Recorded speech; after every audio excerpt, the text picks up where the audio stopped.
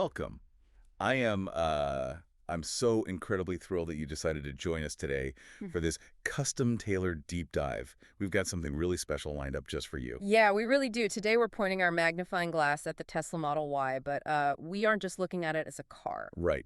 We're going to explore this vehicle as a fascinating intersection of bleeding-edge technology shifting global economics and, perhaps most importantly for you, personal finance. Because when a single vehicle becomes the best-selling passenger car in the world, it truly stops being just a mode of transportation. It becomes a cultural and economic phenomenon. Totally. And to genuinely understand the scale of it, we have to look at it from multiple intersecting angles. And we have the perfect stack of sources to do exactly that. We're pulling from Tesla's official U.S. marketing and specification sheets to understand the core blueprint. Mm-hmm. Then we're diving into a really rigorous 2026 to 2031 financial resale forecast. That's from the data crunchers over at Recharged. That report is eye-opening. It really is. And to top it off, we've gathered some truly intriguing international market intelligence covering what's happening right now in Australia, China, and Italy. It's a remarkably comprehensive stack today. Our mission for this deep dive is to look completely past that shiny showroom appeal. We want to uncover what it truly means to own this vehicle. Exactly. We'll explore what it's like to live with day to day, how it literally shapeshifts to dominate vastly different global markets, and crucially, we're going to expose the hidden financial mechanics of its resale value over a decade. Right, so by the end of this conversation, you'll have a complete 360-degree understanding of the Model Y ecosystem. Okay, let's unpack this, Yeah. starting with what we're actually looking at on American roads. Hmm. Because everyone recognizes the silhouette at this point, but what makes the core U.S. blueprint so compelling under the hood, or I guess under the floorboards? Give me the headline numbers. The sheer engineering scale is substantial. If we look at the long-range all-wheel drive model, we're seeing an EPA estimated range of up to 327 miles. Which is plenty for most people. Oh, absolutely. But if a buyer opts for the performance model, the metric that usually drops jaws is the acceleration. It handles 0 to 60 miles per hour in a blistering 3.3 seconds. Wait, 3.3 seconds. I just want to pause on that because that is literal supercar territory from just a few years ago. Yeah. And now it's tucked into a vehicle designed to drop kids off at soccer practice. How is that even physically manageable for a daily driver? It manages that power through a hyper-focus on aerodynamics and some incredibly smart suspension tech. For instance, the performance model utilizes continuously variable dampers. Let's translate that for a second. Can you ELI5 that for me and for anyone listening who isn't an automotive engineer, what is a continuously variable damper actually doing? Think of a damper as the shock absorber that dictates how the car reacts to a bump or a sharp turn. A traditional car has a fixed, passive system. It's either permanently tuned to be soft and floaty for highway cruising or stiff and jarring for sporty cornering. Right, you usually have to pick one or the other. Exactly. But a continuously variable damper is an active electronic system that monitors the road surface, your speed, and your steering input thousands of times every single second. It instantly adjusts the stiffness of the suspension in real time. So it adapts on the fly. Precisely. If you hit a massive pothole, it softens instantly to absorb the impact. But if you suddenly swerve to avoid debris, it stiffens the outside wheels to keep the car perfectly flat and planted. It gives you the comfort of a luxury sedan and the agility of a sports car in the exact same vehicle. That makes total sense. It's essentially a suspension system that's constantly thinking. But honestly, for a lot of people, the actual driving dynamics are almost secondary to just being inside the cabin. Yeah, the interior experience is a huge selling point. When I've sat in one, it feels so much more like a high-end gadget than a traditional car. You step inside, and there's this near-borderless 16-inch center touchscreen that controls practically everything, plus an 8-inch screen in the back for the passengers. And the software features just sound like smartphone apps. You've got Yeah. dog mode, sentry mode, camp mode, karaoke. Those software features are a massive part of the lifestyle appeal. They solve highly specific, everyday friction points, They really do. like dog mode. It's basically a high-tech baby monitor for your golden retriever, right? Which is amazing if you just need to run into the grocery store for 5 minutes. You leave the AC running, and the massive screen displays a message to anyone walking by, letting them know the dog is safe and the cabin is at a comfortable 70 degrees. Or Sentry mode, acting as a 24/7 security guard.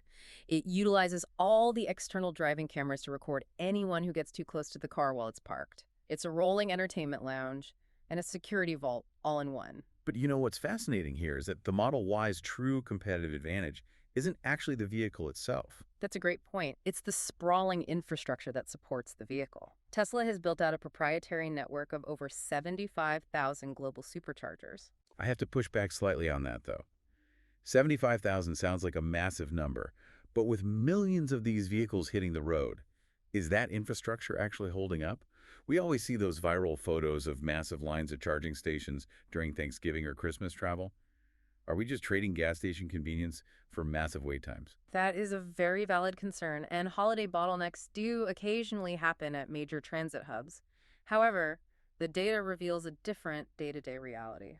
Okay, what does the day-to-day look like? The key metric to watch with the supercharger network isn't just the raw number of stalls, it is the 99% uptime. Ah, right, because other networks go down a lot. Exactly. Unlike many third-party charging stations that frequently suffer from broken card readers or software glitches, the Tesla network is incredibly reliable. You plug it in, it authenticates the car instantly, and you can add up to 169 miles of range in just 15 minutes. Which is basically the time it takes to grab a coffee and use the restroom. Precisely. For a consumer hesitant about transitioning to an EV, this highly integrated ecosystem practically eliminates day-to-day range anxiety. You aren't just buying a crossover, you are buying exclusive access to a frictionless refueling network. And we can't talk about the tech without talking about the active safety features, which are deeply tied to that same camera system. On a physical level, Tesla engineers these vehicles with massive impact-absorbing zones. Because there is no heavy internal combustion engine sitting right in front of the driver, the entire front trunk area acts as a crush zone. That gives the Model Y some of the lowest probabilities of injury in its class. But the active software is where it gets really advanced. You're talking about the full self-driving supervised capability. Yes. Beyond standard emergency braking or lane departure warnings, the supervised self-driving utilizes the array of cameras to navigate traffic, automatically change lanes, and handle complex highway interchanges. It's constantly learning, too. It is an evolving neural net. Every time a driver disengages the system because it made an awkward move, that data is sent back to Tesla, helping train the system for the entire fleet. It's a computer on wheels that literally gets smarter while it's parked in your driveway overnight. But here's where it gets really interesting, because the Model Y we just described, the one sitting in an American driveway, isn't necessarily the same vehicle you'll see on the other side of the planet. No, it is not. I was reading through the international intel in our sources, and there's a whole new version hitting Australia and China called the Model YL. What does the L actually stand for, and why did they change a winning formula? The L stands for long. And this represents a fascinating pivot in global manufacturing strategy. Tesla realized that a one-size-fits-all approach simply doesn't work when you are trying to conquer highly diverse cultural markets. So they literally stretched the car. They did. In China, they didn't just push an over-the-air software update, they physically altered the manufacturing line. They extended the wheelbase by 186 millimeters, bringing the total length of the vehicle to 4.97 meters. That's a significantly larger footprint. What are they doing with that extra space? Do they just want a bigger trunk? Not at all. They used that extra space to completely reimagine the interior dynamic. They introduced a dedicated 6-seat configuration. Oh, wow. But the defining feature isn't just the capacity, it's the luxury. Instead of a standard bench in the second row, they installed 2 distinct captain's chairs with retractable armrests, which can be controlled via the rear screen. So it fundamentally transforms the cabin from a utilitarian family hauler into something resembling an executive transport lounge. Exactly. And what's powering this larger vehicle? Because adding almost 20 centimeters of metal, extra seats, and more passengers means you're moving a lot more weight. Our sources mentioned it's a 2,088-kilogram vehicle now. To offset that weight, they utilized a massive 88.2 kilowatt-hour NMC battery. Let's translate that again for our listener. What is NMC, and why does an 88.2 kilowatt-hour capacity matter in the real world? NMC stands for nickel manganese cobalt. It's a specific battery chemistry that is incredibly energy dense. That means it can pack a massive amount of power into a relatively small physical space without adding excessive weight. Okay. To put 88.2 kilowatt hours into perspective, that single battery pack holds enough electrical energy to completely power an average American home for about 3 full days. That is wild to think about. In the context of this stretched Model Y, the official documentation states it can deliver up to 681 kilometers of range on a single charge. So it's a serious long-haul road-tripping machine. And it seems like this strategy of altering the physical dimensions to suit the region paid off massively. Right. Our sources note that when this launched in China, priced around 72,700 Australian dollars, it billed in nearly 40,000 orders on its very first day. It is a profound cultural insight. In Eastern markets, there is a much higher priority placed on extended families traveling together, and rear seat comfort is a massive status symbol. So they had to adapt. What we are seeing here is the East now effectively dictating the physical dimensions of Western technology products. Tesla had to adapt to their cultural priorities to maintain market dominance. But then, if we take a massive geographic leap over to Europe, specifically Italy, the Model Y shapeshifts yet again. If China is all about massive interior space and executive luxury, how does that translate to Italy, where the streets are centuries old, parking is microscopic, and gas is incredibly expensive? In Italy, where the Model Y is currently the third best-selling EV, the narrative completely shifts away from luxury and leans heavily into hyper-pragmatism. How so? Because Teslas are still generally viewed as premium vehicles. It comes down to state intervention. The Italian government has introduced substantial economic incentives designed to aggressively modernize their roadways. If a buyer has an ICE, which is a standard economic indicator used in Italy under 30,000 euros, and they are willing to scrap an older, highly polluting gas vehicle, they can unlock up to 11,000 euros in state incentives. 11,000 euros. That is a massive chunk of change. It completely disrupts the traditional pricing hierarchy. It brings the base price of a brand new Model Y down to an incredibly accessible 28,990 euros. Wow. At that price point, you aren't just competing with other EVs, you are entirely undercutting the traditional entry-level gas-powered hatchback and SUV market. That's cheaper than some of the most basic, stripped-down gas cars on the market. But it's not just the sticker price, right? Our sources mention the day-to-day running costs. Exactly. The intelligence reports note that the total cost of ownership, or TCO, for a Model Y in Italy is 20 to 30% lower than a comparable gas SUV over a multi-year period. That really adds up. You're looking at energy costs of maybe 2 to 3 euros per 100 kilometers if you charge smartly. There's virtually zero drivetrain maintenance, no engine oil to change, no spark plugs, no transmission fluid. And average insurance runs around 800 to 1,200 euros a year. And if they have solar panels. If an Italian owner manages to pair that vehicle with a home solar setup, their daily running costs practically drop to zero. The underlying insight there is wild. It shows that governments are willing to artificially accelerate the death of the gas SUV by making the financial math of buying an EV entirely undeniable for the average working family. It's a highly aggressive strategy. So what does this all mean? Especially for the wallet of someone listening right now who might not have access to an 11,000 euro government handout. Let's bring this back to the cold, hard financial reality of owning one of these vehicles over the long haul. I want to dig into that recharged forecast and look at the financial lifespan of a Model Y from 2026 out to 2031. This is where we have to strip away the romance of the technology and take a hard analytical look at depreciation. Because for the vast majority of new EV owners, depreciation is the single largest cost of ownership by a massive margin. Right, it's not the charging cost. No, it completely eclipses electricity, insurance, and maintenance combined. The data from the recharge forecast is unequivocal. Depreciation on the Model Y is heavily front-loaded. The vehicle loses value the second its tires hit the public street. But what do the actual numbers look like here? Let's assume someone buys a brand new Model Y today for a clean $50,000. Assuming an average driving habit of about 12,000 miles a year and no major accidents, that typical Model Y loses roughly 20% of its value in year one alone. Ouch. That is a $10,000 haircut just for driving it home and keeping it in your garage for 12 months. It is steep.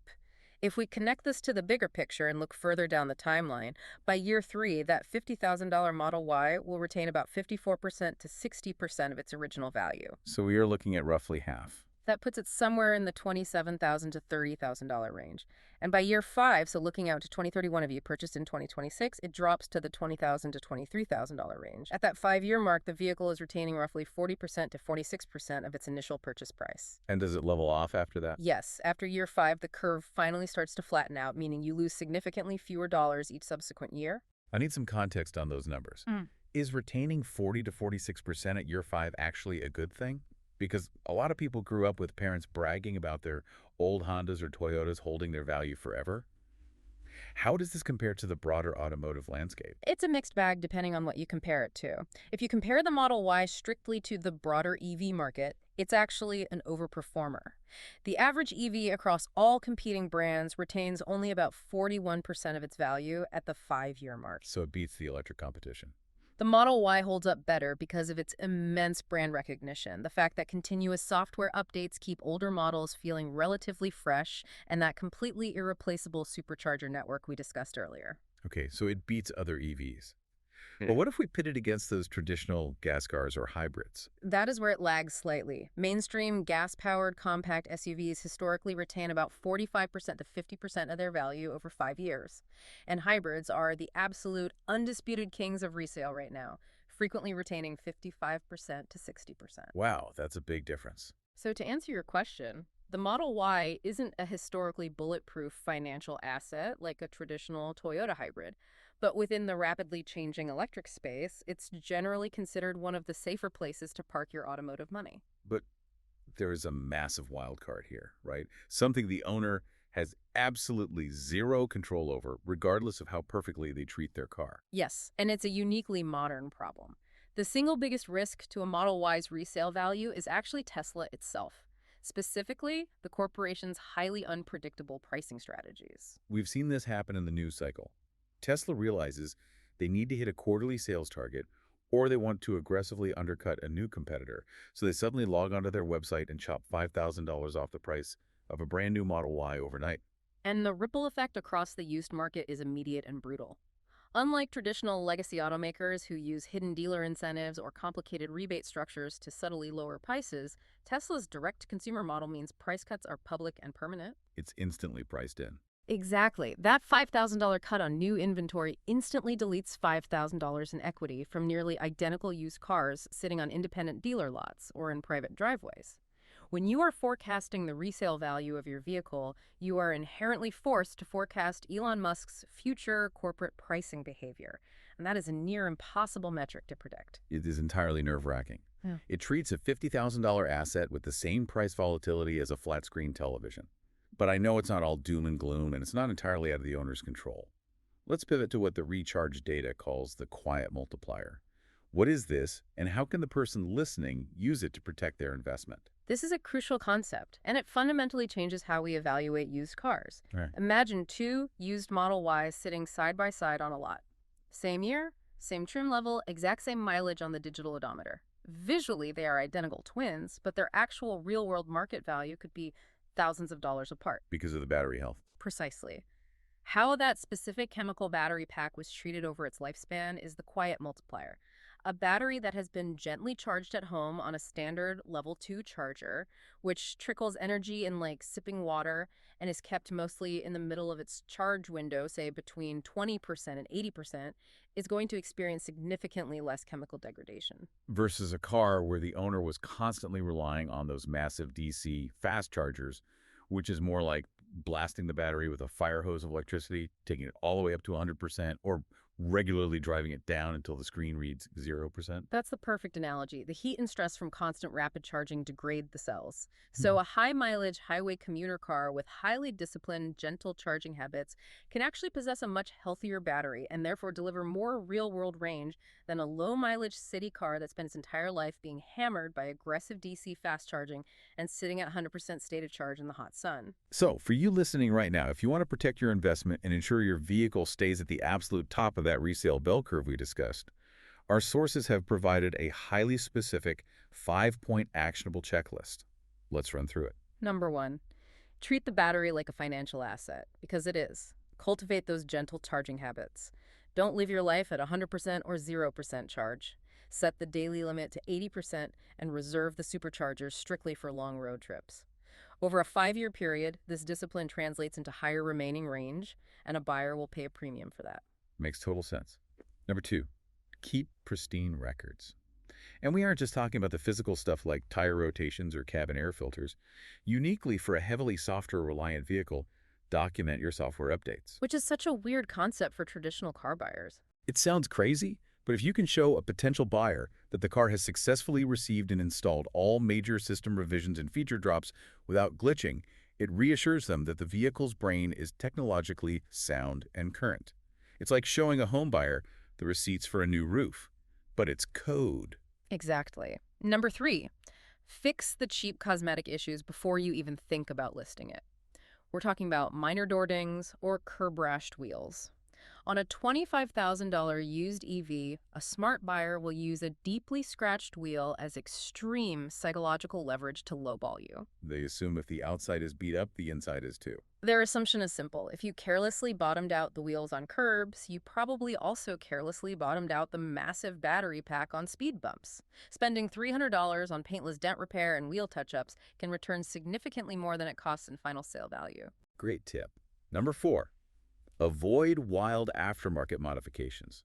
A little subtle window tint is completely fine. But if you drop the suspension, put on a wild neon custom wrap, or mess with the wiring, you are drastically shrinking your potential buyer pool down to a tiny, niche group of enthusiasts. And enthusiasts always negotiate harder. Keep it stock. Keep its appeal as broad as possible. And finally, number 5, time the sale carefully. You have to monitor the industry news cycle. If you hear credible rumors that massive new state incentives are about to drop, or that Tesla is gearing up to announce a heavily refreshed Juniper model with new headlights and a better interior, list your car before those hit the market. Once the new shiny object officially arrives or brand new cars suddenly get subsidized, your used assets value will soften overnight. It really is a game of high-stakes strategy as much as it is simple car ownership. Okay, let's pull all of this together because we've been on quite an expansive journey today. We've seen that the Tesla Model Y is so much more than just a popular crossover. It is a rapidly evolving, brilliantly engineered tech platform that literally gets smarter while it sits in your driveway. Truly. It's a fascinating global shapeshifter that can adapt to be a massive 6-seat luxury executive lounge in the Chinese market or a hyper-affordable, practically free-to-run, pragmatic family hauler in Italy. And, as we just extensively discussed, it is a volatile financial asset that requires real proactive strategic management to outsmart a steep, front-loaded depreciation curve. This raises an important question, one that I think fundamentally challenges how we have thought about cars for the last century. As vehicles become increasingly defined by their software capabilities and entirely dependent on the chemical integrity of their battery packs, will future buyers completely stop caring about the odometer? Oh, wow. I never really thought about it that way. Think about the paradigm shift. We are all deeply conditioned to look at mileage as the ultimate, undeniable measure of a car's worth. But if electric motors are designed to last practically forever, and there are only about 20 moving parts in an EV drivetrain compared to literally thousands of explosive moving parts in a traditional gas engine mileage, doesn't actually tell the real story of wear and tear anymore. That's a huge point. Will a standardized, universally trusted battery health score entirely replace the odometer as the single metric that dictates a vehicle's true value on the used market? That is an absolutely fascinating thought to leave on. The idea that the odometer, the one thing we all obsess over when buying a used car, might actually become completely obsolete. I love that. It's the future we're heading toward. Well, we have covered a massive amount of ground today, from continuous dampers to Italian economics to battery chemistry.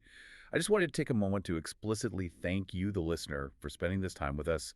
Thank you for your curiosity, for wanting to look deeper than just the surface-level headlines, and for choosing to go on this custom deep dive with us. It is always a genuine pleasure to unpack these complex, interconnected ecosystems. So remember to keep questioning the world around you, keep looking for those hidden connections, and we will catch you on the next deep dive. Take care.